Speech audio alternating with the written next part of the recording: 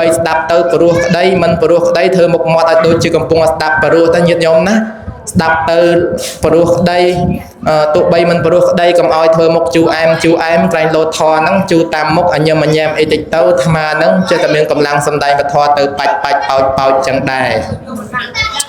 chẳng hai bon ní hai tháp bon cầm pi ngày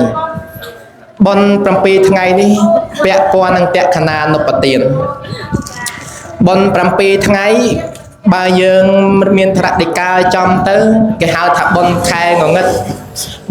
ngất cứ kịp vỡ từ chấm pua nẹt đại chạy than từ bon khai ngõ ngất này bao miền sầm nua nhiệt nhôm bột bò sạt prosray tay để xua tham tha hai ấy ban chơi kê vỡ bon bờ ngay địch con chẳng bon bờ ngày này môn tận lực bài lệ nạp bột sạt na mà phép cơ sông lực bọt thằng đào mình tịch mình nuôi dưỡng ta cao na cao một hơi pe đã chất slap nu cao bị nấu khmeng mình flop sang cầm ở vậy nè class flop tục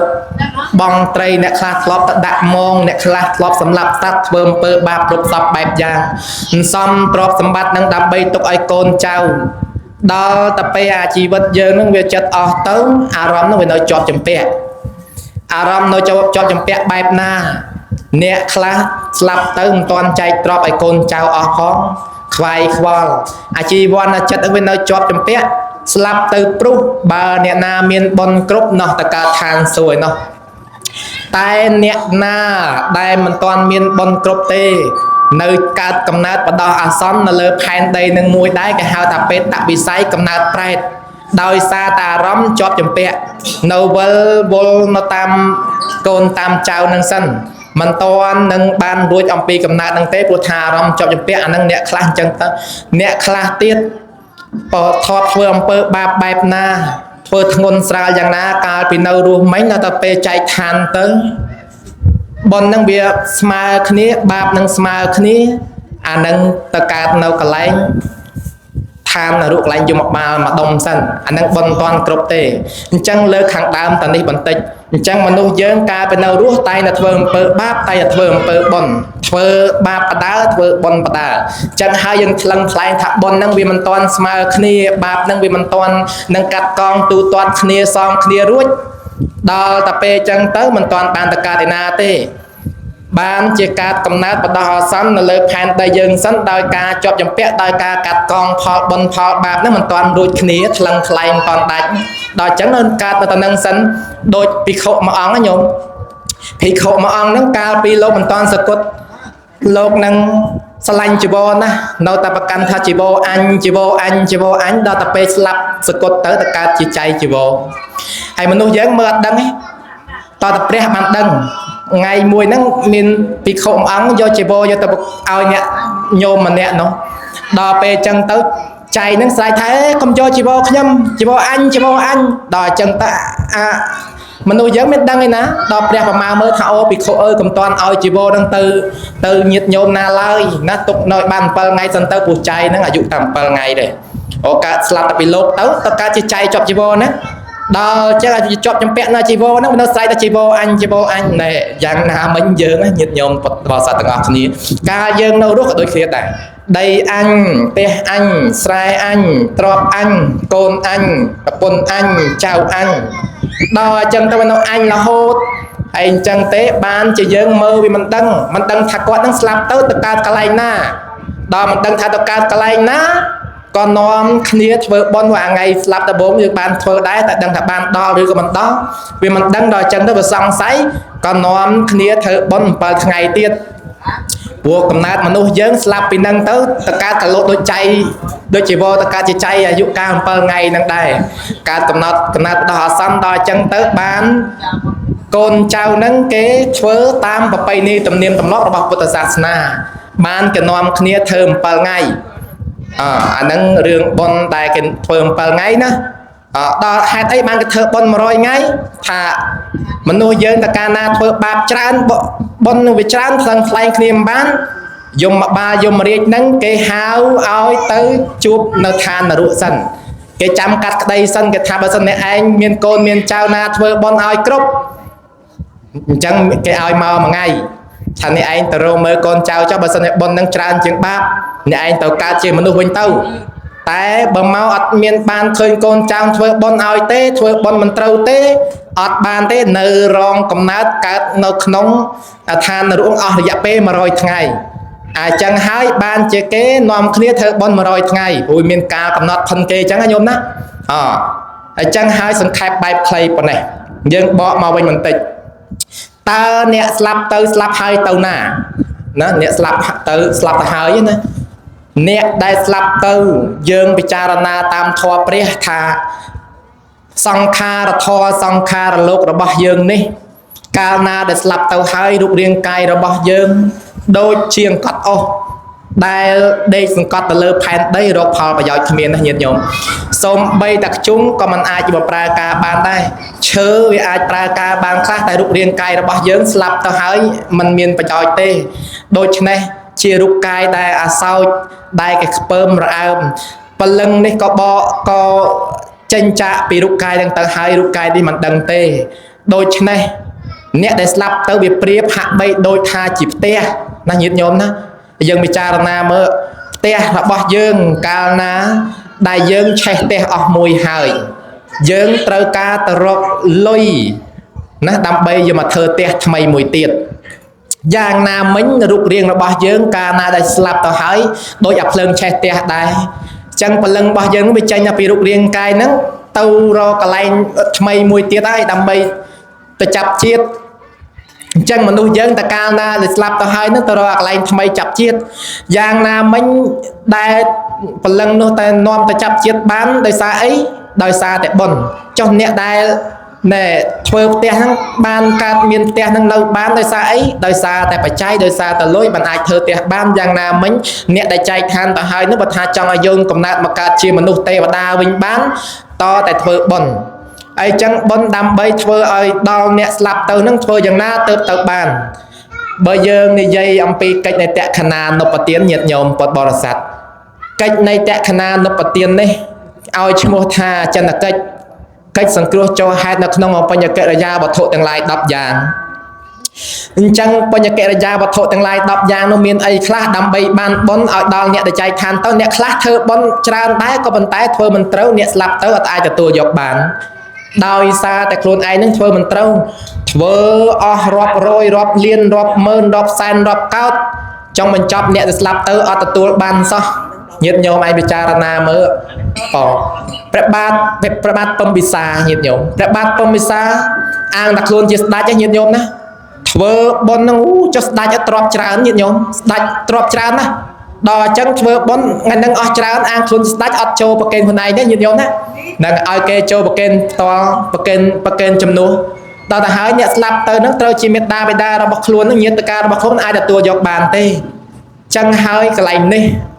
បើយើងចង់បានបុណ្យកុសលឧទ្ទិសជូនដល់អ្នកដែលស្លាប់ទៅយើងត្រូវធ្វើឲ្យចំកិច្ច2និងហេតុ3អ្នកដែលជាម្ចាស់ទានទោះបីខ្លួននឹងអ្នកក្រក៏ដោយអ្នកមានក៏ដោយខ្លួនមានសទ្ធាហើយ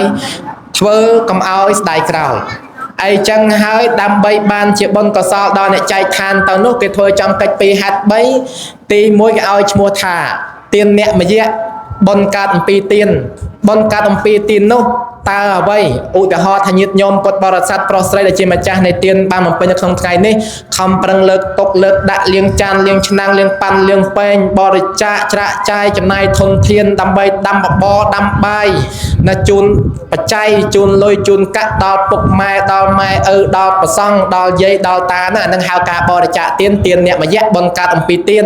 ហើយអញ្ចឹងយើងប្រមូលពីតានឹងមកសិនបានយើងអាចយកទៅទិសទៅបានទី2ឲ្យឈ្មោះថាសីលមយៈបុណ្យកើតអំពីការរក្សាសមាទានសិលអញ្ចឹងគ្រាន់តែយើងសមាទានសិលហ្នឹងក៏បានបុណ្យបានកុសលដែរអានឹងគេហៅថាសីលមយៈបុណ្យកើតមកអំពីការសមាទានសិលយើងត្រូវប្រមូលកន្លែងហ្នឹងសិនទី3ឲ្យឈ្មោះថាភាវនាមយៈហ្នឹងបុណ្យកើតមិនចាំបាច់អស់លុយទេញាតិញោមបុណ្យកើតមិនចាំបាច់អស់លុយទេភាវនាមយៈនឹងឲ្យឈ្មោះថាបុណ្យកើតអំពីការថ្វាយអង្គមព្រះនមស្ការបរតនត្រ័យព្រមទាំងលើកដៃ ថ្វាយគុំប្រសងសាពះយាយសាពះតាចាស់ព្រឹទ្ធាចារ្យដែលជាអ្នកមានគុណធម៌ខ្ពស់អ្នកចាស់សក់ស្កូវហ្នឹងយើងគ្រាន់តែលើកដៃសំពះពេលគាត់មកធ្វើចូលបុណ្យចូលទានហ្នឹងយើងជាម្ចាស់ទានហ្នឹងយើងលើកដៃសំពះគាត់ថាអ៊ំអើយតាអើយហ្នឹងឯងម៉ែអើយខ្ញុំសូមអញ្ជើញយើងប្រើទឹកមុខនឹងល្អទៅសំដីផ្អែមទៅបានបុណ្យមួយទៀតអាហ្នឹងបុណ្យកើតមកអំពីការភាវនាមយៈបុណ្យកើតមកអំពីការលើកដៃនមស្ការថ្វាយអង្គមជាដើមធម្មវសមនៈបយៈបុណ្យកើតមកអំពីការស្ដាប់នៅពធទេសនាដែលញាតិញោមចឹងបានស្ដាប់ក្នុងថ្ងៃហ្នឹងសព្វទានហ្នឹងធម្មទានហ្នឹងជានិតិអ្នកស្ដាប់ពធហ្នឹងបាន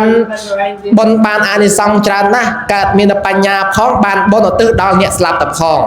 នេះធម្មទានឈ្នះអស់ទានទាំងពួងញាតិញោមណាអ្នកណាធ្វើស្អីក៏ដោយអមិសទានបូជាអស់រាប់រយពាន់លានយ៉ាងណាមិនស្មើស្ដាប់ធម្មទានបានតែមួយគាថាពីរគាថាទេហើយអញ្ចឹងញោមកំពុងស្ដាប់ធម៌ថ្ងៃនេះឥឡូវនេះឲ្យឈ្មោះថាធម្មទានធម្មសមនៈមយៈបុណ្យកើតមកពីការស្ដាប់ពធអាហ្នឹងក៏យើងបានបញ្ញាដល់ខ្លួនឯងផងបានបុណ្យកុសលឧទ្ទិសជូនដល់អ្នកដែលមានគុណផងយើងនោះផងយើងប្រមូលទៅនឹងសិននេះគេហៅថាអចិន្នកិច្ចហើយមានច្រើនទៀតបុណ្យកើតមកអំពីការអភិវនាមយៈក៏នឹងរួចតាំងពីមានតាំងពីការខ្នះខ្នែងលើកទុកលើកដាក់អីហ្នឹងសតតែបានបុណ្យបានកុសលទាំងអស់មិនចាំបាច់អស់លុយទេដល់តែកាលណាយើងធ្វើអាកន្លែងហ្នឹងហើយញាតិញោមយើងប្រមូលបញ្ញកិរិយាវត្ថុទាំងឡាយ10យ៉ាងហ្នឹងមកបានគ្រប់ហើយបានបុណ្យកុសលយើងពេញបរិបូរណ៍ហើយពេលនោះយើងត្រូវយកកុសលផលបុណ្យហ្នឹងទៅឧទ្ទិសជូនដល់អ្នកដែលចែកឋានទៅហើយអ្នកដែលចែកឋានទៅនោះដែលអាចទទួលយកនៅបុណ្យដែលកូនចៅបានធ្វើឲ្យបានវាពាក់ព័ន្ធនឹងហេតុ3យ៉ាងឥឡូវចូលហេតុ3យ៉ាងឲ្យឈ្មោះថាម៉េចទី1ម្ចាស់ទានហ្នឹងត្រូវជាអ្នកមានសិលធ្វើចំពោះអ្នកមានសិលមានអ្នកណាខ្លះមានប្រសង់មានសាមណេរភិក្ខុមានយាយតាអ្នកកាន់សិល5ចាំសិល8ហ្នឹងគ្រាន់តែយើងយកទានយកកុសលផលបុណ្យយកនៅតេយ្យទានយកទៅជូនដល់គាត់យើងនឹងឈ្មោះថាជាអ្នកមានសិលផងធ្វើទានចំពោះអ្នកមានសិលផងអានឹងត្រូវមួយទី2ដើម្បីធ្វើត្រូវឲ្យបានដល់អ្នកដែលចែកឋានទៅទាយកាណាំងឧទ្ទិសសេនអ្នកទាយកាជាម្ចាស់នៃទាននឹងជាអ្នកចូលប្រកេនផ្ទាល់ហើយជាអ្នកចូលឧទ្ទិសផ្ទាល់ផងដែរអាចារ្យគ្រាន់តែបានប្រកាសទេឈ្មោះនេះឈ្មោះកខកខងអញ្ចឹងទៅគ្រាន់តែបានប្រកាសឲ្យដឹងតែបើឲ្យចង់ឲ្យបានបុណ្យកុសលដល់អ្នកដែលចែកឋានទៅតើកូនចៅអ្នកម្ចាស់ទាននឹងចូលប្រកេនផ្ទាល់អាហ្នឹងអញ្ចឹងញាតិញោមណាចូលប្រកេនហើយចូលឧទ្ទិសខ្លួនឯងទៀតចុងក្រោយឈ្មោះថាបត្តាទានអនុមោទនាមយៈអ្នកចែកឋាននឹងមកទទួលត្រេកអរអនុមោទនាយកទៅឥឡូវនេះអាត្មាសំលើកជាពុកលាឋិដ្ឋានមានប្រែតម្នាក់ហ្នឹងដែលរស់នៅលើកោះញោមហើយញោមអត់ដែលបានទទួលនៅក្អៅស្លៀកពាក់សោះខ្លួនហ្នឹងមានទឹកសម្បត្តិទឹកសក់វែងស្អាតណាស់មុខស្អាតណាស់ថ្ងៃមួយមាននប់ម្នាក់ពានិចអ្នកលក់កណាត់លក់សម្ពុតហ្នឹងទៅតាមសំពៅស្រាប់តែពេលទៅដល់កន្លែងកោះហ្នឹងក៏បានលំអត់ថាអីនាងជាអ្នកណាហេតុអីបានជានាងមកនៅលើកោះនេះតែឯងហើយហេតុអីបាននាងមិនព្រមចេញកាយឲ្យយើងបានឃើញបន្តិចមកដល់ទាំងចឹងទៅនាងក៏ថាបបពិតមាននប់ពានិចដល់ចម្រើនខ្ញុំមិនអាចចេញកាយឲ្យអ្នកបានឃើញទេខ្ញុំមកក្រាតកាយថាហេតុអីបាននាងក្រាតកាយបបកម្មរបស់នាងកាលពីជាតិមុនកាលនៅជាមនុស្សនាងធ្វើបុណ្យអ្វីខ្លះធ្វើបាបអ្វីខ្លះហើយនាងបានធ្វើបុណ្យអ្វីបានមកកើតមានអញ្ចឹងហើយមានសម្បត្តិទៅអញ្ចឹងហើយក៏សក់វែងឡាយអញ្ចឹងហើយនាងបានធ្វើបាបអ្វី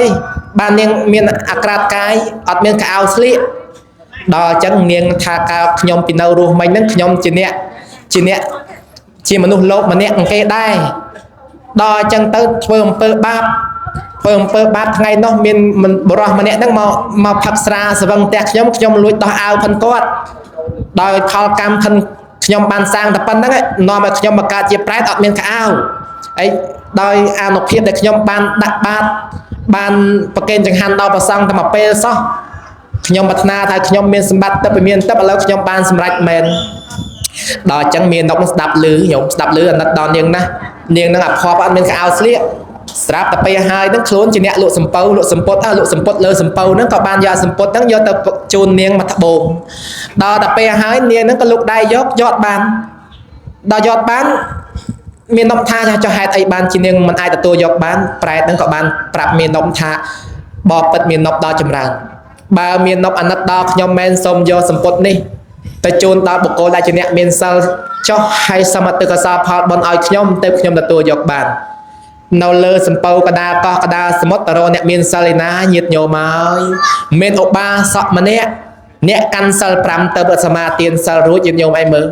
កុំអីសយធំតែហ្មងដល់ពេលក៏មាននប់ហ្នឹងយកសម្ពុតហ្នឹងយកទៅជូនដល់អ្នកមានសិលហ្នឹងដល់ជូនទៅក៏ថាបុណ្យកុសលនេះខ្ញុំសូមឧទ្ទិសជូនដល់នាងវិមាននេះកប្រែតនេះផងចុះសូមនាងត្រេកអរអនុមោទនាយកកុសលផលបុណ្យដែលខ្ញុំបានធ្វើផងចុះ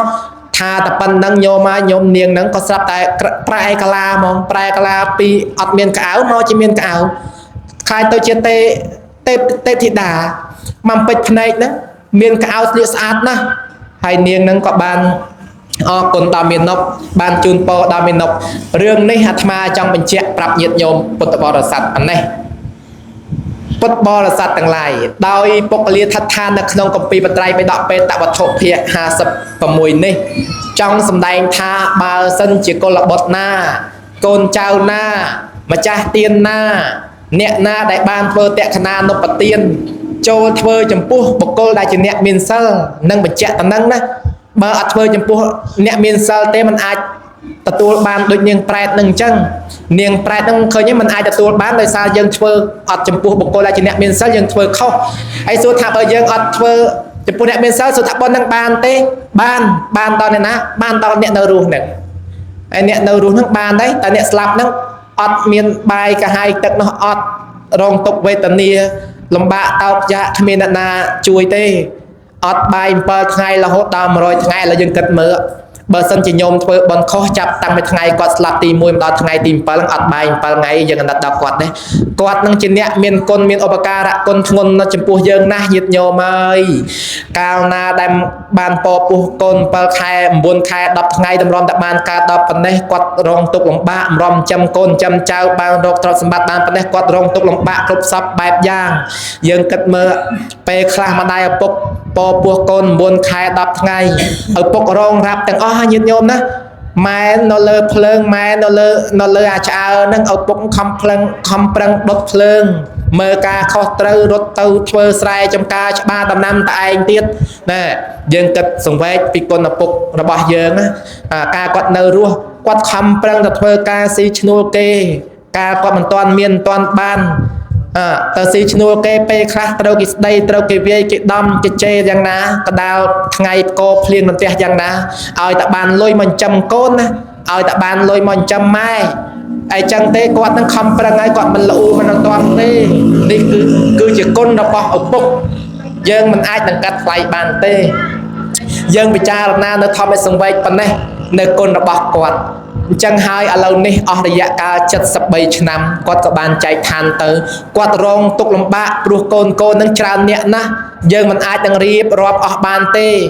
ឡូវនេះឪពុកបានចែកឋានទៅហើយនៅសល់តែរូបថតដែលយើងសន្លឹងមើលទៅឃើញតែរូបថតគាត់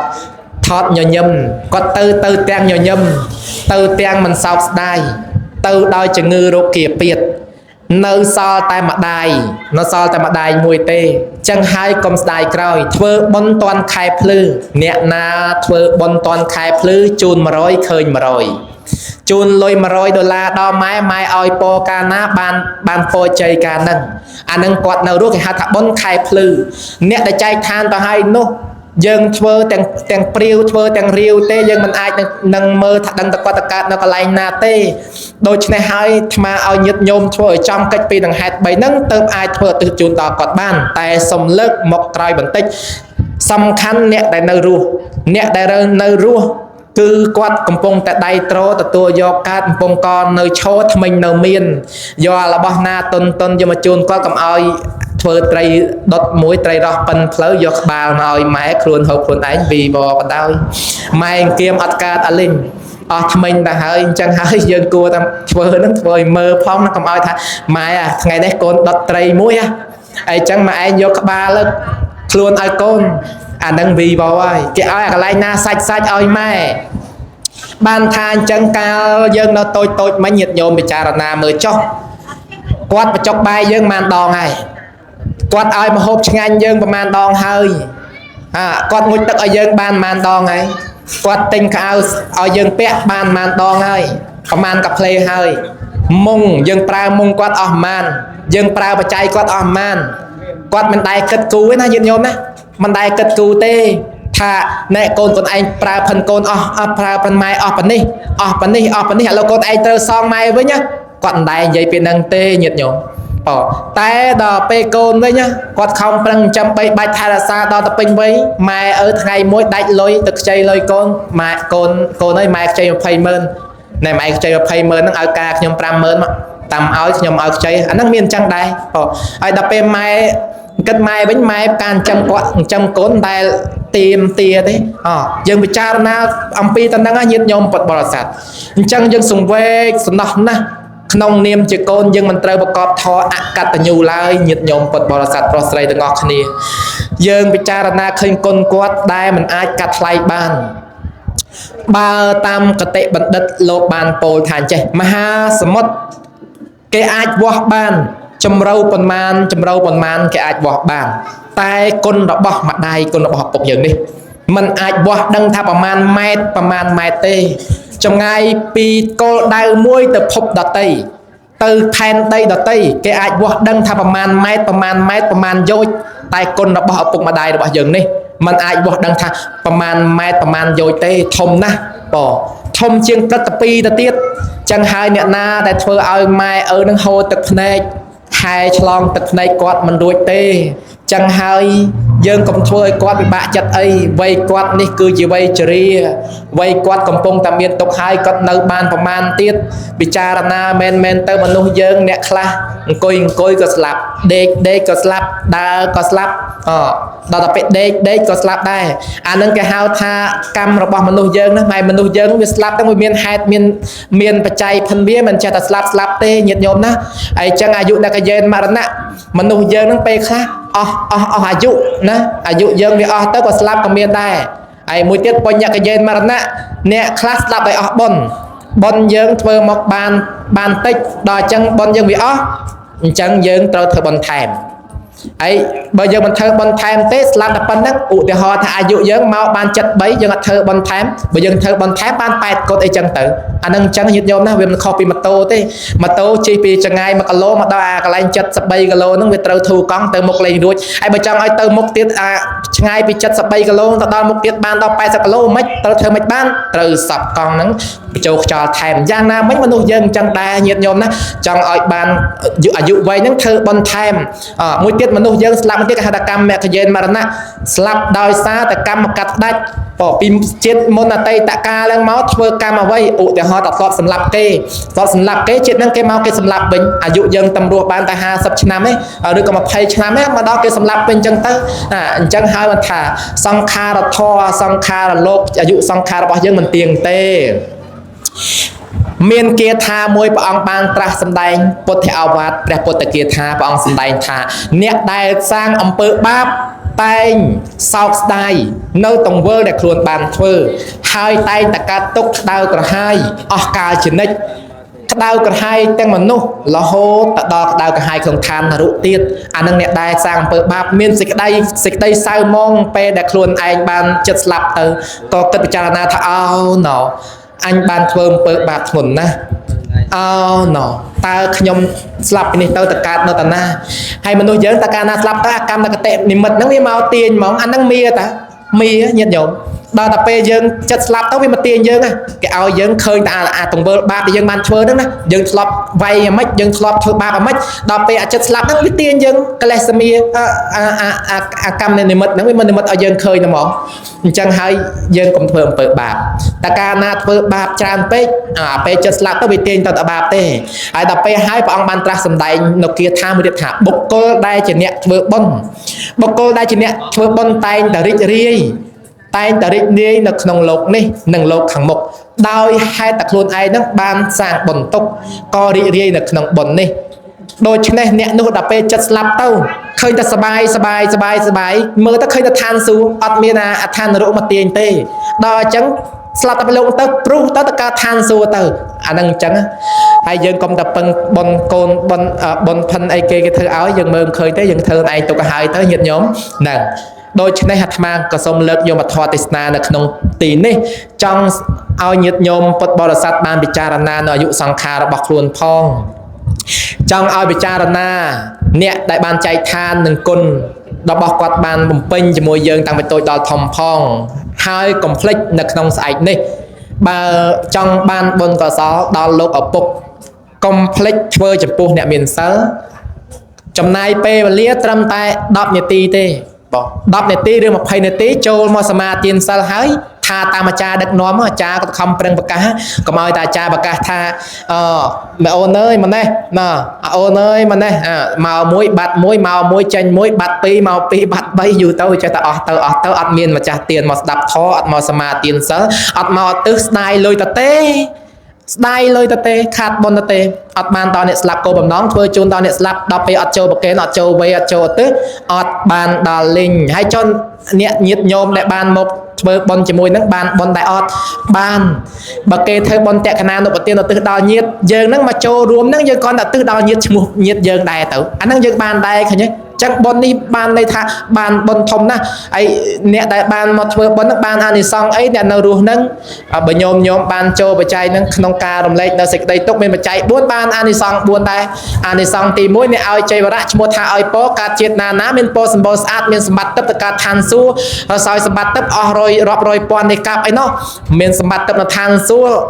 យកចុតកំណើតមកកើតជាមនុស្សបានកើតក្នុងតកូលអ្នកមានទៀតជាកហបតីមន្ត្រីរាជការមានពរសម្បូរស្អាតណាស់ហើយអ្នកបានប្រកេនបណ្ឌបាតតបច្ច័យបានអានិសង្សអីហើយអ្នកប្រកេនបណ្ឌបាតតបច្ច័យនឹងបានអានិសង្សនឹងកើតជាតិណាបានคล้ายទៅជាស្ដេចបានคล้ายទៅស្ដេចហើយមានកម្លាំងខ្លាំងក្លាមានឫទ្ធិអំណាចអង្គអាចដូចជាព្រះអាទិត្យអានឹងអានិសង្សនឹងចាស់ទៅកាលណាងាយអស់កម្លាំងទេនៅធ្វើការបានទៀត8គត់ទេមិនតាន់ទៅនៅលីឈើលីឯណែអង្គលីអីដាំបាយលីទឹកលេដាំបាយកូនហូបបានទៀតអានឹងអញ្ចឹងណាអានិសង្សអ្នកដែលបានស្នាប្រកេនស្នាសនៈទាននោះបានអានិសង្សកើតជាតិណាមាននៅវិមានទឹកមានវិមានទឹកនឹងតកើតឋានសួគ៌ណាដល់ពេលមកកើតនៅក្នុងឋានមនុស្សវិញមានផ្ទះធំតនំខ្ពស់ណាញាតិញោមឃើញទេមានទ្រព្យសម្បត្តិ80កោដឃ្លាំងទៀតហើយអ្នកបានប្រកេននៅកលិនភេទជាបច្ច័យមានអាយុវែងអត់មានរោគអាយុវែងដូចយើងពិសាខាអញ្ចឹងហើយអ្នកដែលម្ចាស់ទាននឹងបានបុណ្យនាបច្ចុប្បន្ននេះផងបានបុណ្យទៅក្នុងអនាគតផងដូច្នេះសូមញោមប្រុសញោមស្រីទាំងអស់គ្នាបានស្ដាប់នៅវធទេសនាក្នុងថ្ងៃនេះជ្រះថ្លាយកទៅភាវនាទុកចងចាំទុកនៅក្នុងខ្លួនចុះអាត្មាភាពសម្ដែងនៅវធទេសនាក្នុងថ្ងៃនេះក៏សូមសង្ខេបបែបខ្លីតែប៉ុណ្ណេះបើសិនជាញាតិញោមជាពុទ្ធបរិស័ទប្រុសស្រីស្ដាប់ទៅហើយព្រោះក្តីព្រោះក្តីក៏សូមមេត្តាខន្តីនិងអធ្យាស្រ័យអភ័យអត់ទោសសន្តោសប្រោះប្រានដល់អង្គខ្ញុំករណាអាត្មាភាពផងបុណ្យនៃតក្កណានុបទានប្រពចប់ត្រឹមកិច្ចពីនៃហេតុ3នៅក្នុងប៉ុណ្ណេះឯងអាយ៉ាងអ្នកសង្កបេតេអ្នកសមត្តារីឯវធទេសនាក៏សូមសំណមត់បញ្ចប់យ៉ាងសង្ខេបបែបខ្លីតែប៉ុណ្ណេះមុននឹងបញ្ចប់សង្ខេបនៅបែបខ្លីប៉ុណ្ណេះក៏សូមលើកនៅបញ្ញរិយស័យកំណរនៃកុសលផលបុណ្យដែលបានកើតនៅក្នុងថ្ងៃនេះមានតាំងពីការនមស្ការសមាទានសិលស្ដាប់ប្រសង្ឃចម្រើនព្រះបរិត្តព្រមទាំងស្ដាប់នៅវធទេសនាក្នុងថ្ងៃនេះក៏សូមផ្សព្វផ្សាយឧទ្ទិសកងការមហាកុសលជូនដល់ដួងព្រលឹងវិញ្ញាណក្ខន្ធរបស់ញោមឧបាសកមិនឌឿនព្រមទាំងញាតិការទាំងពីសន្តានផងញាតិការរបស់ញាតិញោមជាពុទ្ធបរិស័ទទាំងឡាយផងនោះក៏សូមប្តឹងដល់ទស្សបរមីបារមីទាំងពួងរូបរតតាទេវតាបារមីថថែរក្សាក្នុងទីទឹកដីនេះក៏សូមផ្សព្វផ្សាយដំណឹងបុណ្យជាកុសលបានដល់ដួងព្រលឹងវិញ្ញាណក្ខន្ធក្រែងលោកបានផ្លាត់សតិទៅជាប់ទីថោកទាបពំរាបស្មើក្តីយ៉ាងណានោះក៏សូមដួងព្រលឹងវិញ្ញាណក្ខន្ធរបស់អស់លោកបានត្រេកអរអនុមោទនានៅតក្កណានុបទានដែលកូនចៅបានធ្វើនៅក្នុងថ្ងៃនេះដោយបានត្រេកអរអនុមោទនានៅតក្កណានុបទាននេះហើយក៏សូមដួងព្រលឹងវិញ្ញាណក្ខន្ធរបស់អស់លោកបានរួចអំពីទីថោកទាបពំរាបស្មើក្តីនោះឲ្យទៅកើតទីខ្ពង់ខ្ពស់មានភ័យភាពមនធិអំណាចដៃជះដោយមានភ័យភាពមនធិអំណាចដៃជះហើយសូមងាកក្រោយប្រសិទ្ធិពរជ័យស្រីសួស្តីជ័យមង្គលវិបុលសុខគ្រប់ប្រការចូលចម្រើនកើតមានដល់ញោមដែលជា ម្ចាស់នៃទានព្រមទាំងញោមប្រុសញោមស្រីដែលបានអញ្ជើញនៅក្នុងថ្ងៃនេះកូនចៅបរិដាប្រុសស្រីទាំងអស់ឲ្យបានរួចអំពីគ្រោះថ្នាក់មោះមីភ័យអាសន្នអន់ក្រឲ្យបានរកទទួលទានមានបានមានមាសមានពេជ្រមានប្រាក់មានឡានបានសុខសេមសានរហូតដល់ព្រះនិព្វានសូមឲ្យម្ចាស់ទានដែលជាបានមកចូលរួមក្នុងថ្ងៃនេះបានចំណែកផលឡាអានិសង្សកុសលផលបុណ្យទាំងអស់គ្នាបានស្មើគ្នាផងទៅចុះសូមអនុមោទនា សាធុសាធុសាធុ